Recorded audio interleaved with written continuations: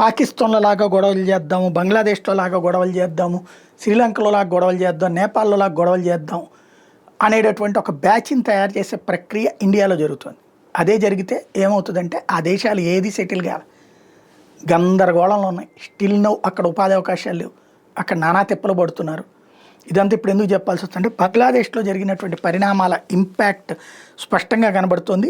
అక్కడ ఉన్నటువంటి వస్త్ర పరిశ్రమ ఏళ్ల తరబడి కష్టపడి చైనాతో మాట్లాడి ఆవిడ హసీనా తెచ్చినటువంటి ఇప్పుడు పెద్ద పెద్ద బ్రాండ్లు అక్కడ కంపెనీలు పెట్టి అక్కడ తయారు చేసి తీసుకెళ్ళి అమెరికాకు అమ్ముకునేవాళ్ళు.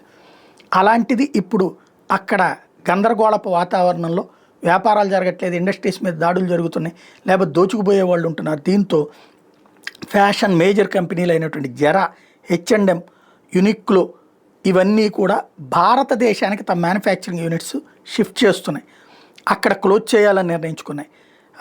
బంగ్లాదేశీ ఎక్స్పోర్ట్స్ అనేటటువంటిది అసాధ్యం అవుతున్న నేపథ్యంలో ఈ నిర్ణయాన్ని తీసుకున్నారు.